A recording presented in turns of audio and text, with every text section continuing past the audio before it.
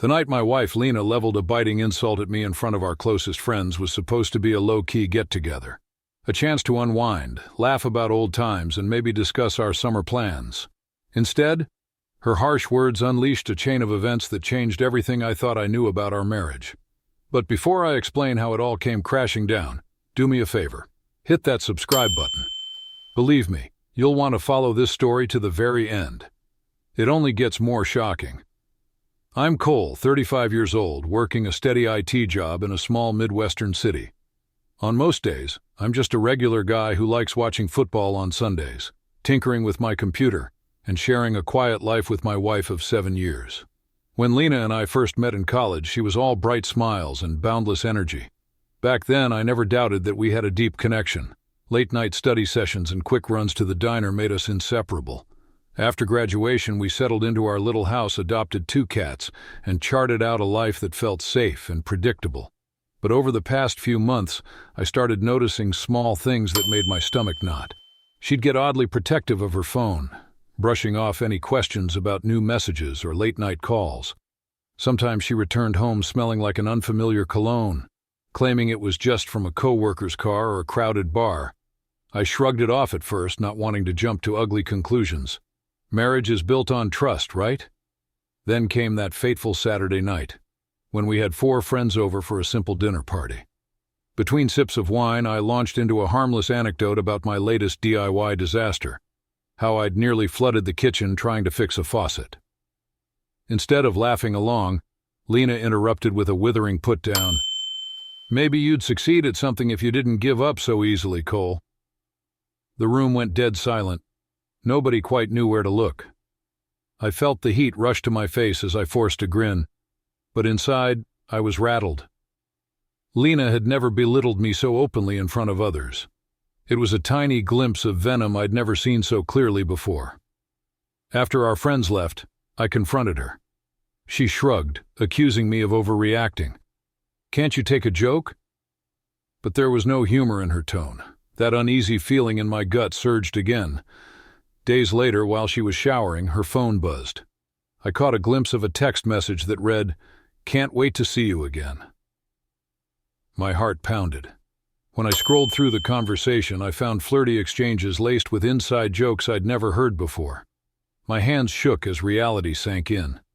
Lena was cheating on me. Suddenly, everything made sense.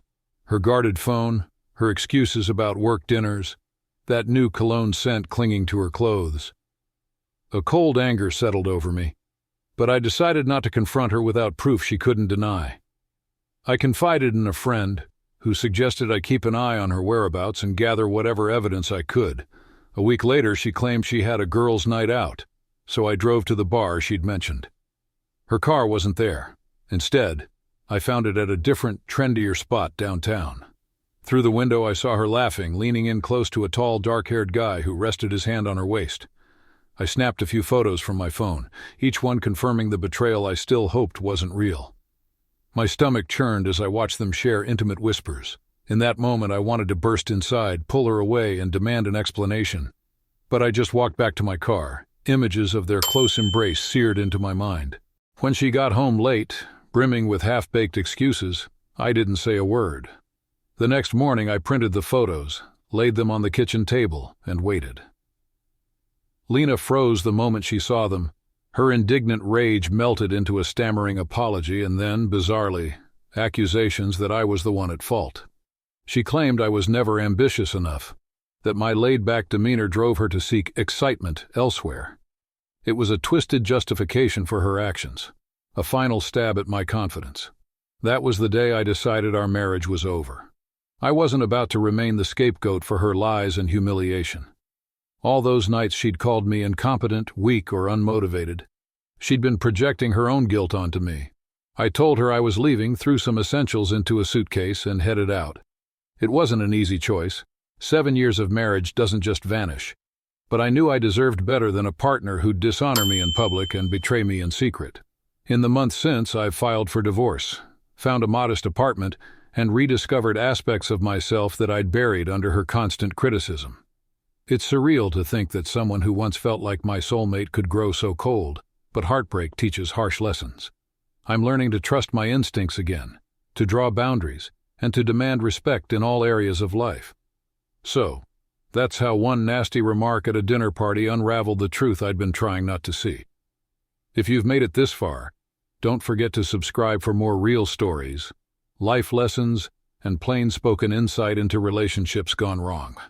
If there's one takeaway from my experience, it's this. No one deserves to be publicly humiliated or secretly betrayed. It takes courage to face the truth, but believe me, your dignity and peace of mind are worth it.